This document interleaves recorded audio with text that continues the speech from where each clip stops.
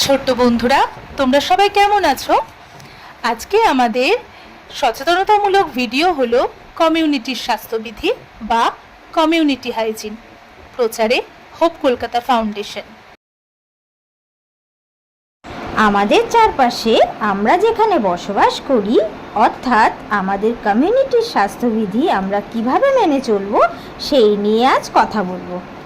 তোমরা কি কেউ বলতে পারবে কমিউনিটি বলতে কি বোঝায়? আজ আমরা জানবো একটি সুস্থ কমিউনিটির জন্য কি কি বিষয় খেয়াল রাখা দরকার। জোরে জোরে যখন তখন মাইক বাজাবো না। কমিউনিটির মধ্যে জোরে জোরে মাইক বাজানোর ফলে কমিউনিটির স্বাস্থ্যবিধি লঙ্ঘিত হবে, কানের সমস্যা হবে।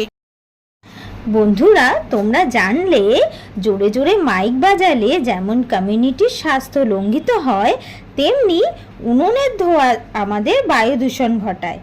এই ধোঁয়া বাতাসে মিশলে ফুসফুসের নানা সমস্যা দেখা দিতে পারে, এমনকি হাঁচি ও কাশির পরিমাণ অনেক বেড়ে যেতে পারে। এছাড়াও আমাদের কমিউনিটি সুস্থ রাখতে গেলে কমিউনিটির যেখানে সেখানে কিন্তু আমরা নোংরা আবর্জনা ফেলবো না। কমিউনিটির একটি নির্দিষ্ট জায়গায় অর্থাৎ ডাস্টবিন ব্যবহার করব। আবার জানো তো, ডাস্টবিনের মধ্যেও ভেজা আবর্জনা ও শুকনো আবর্জনা আলাদা আলাদা ডাস্টবিনে ফেলবো।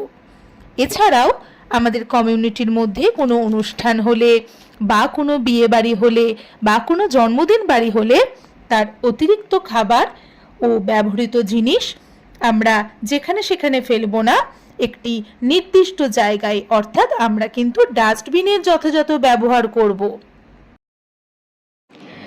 আমরা যদি যথাযথ ডাস্টবিনের ব্যবহার না করে যেখানে সেখানে অতিরিক্ত খাবার ফেলে দিই, সেই খাবার থেকে মাছির উপদ্রব বাড়তে পারে, যার ফলে আমাদের ডায়রিয়া, আমাশয় ও পেটের অসুখও হতে পারে।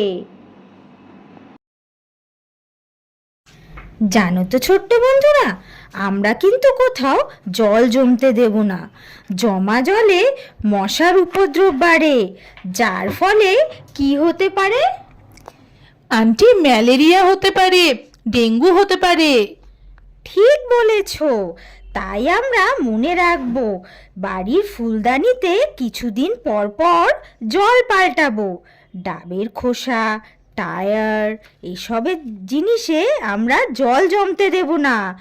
আর যদি কখনো জ্বর হয়, তখন আমরা চিকিৎসকের পরামর্শ নেব।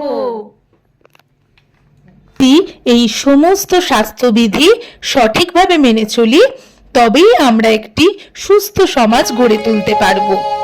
আহা কি আনন্দ আকাশে বাতাসে।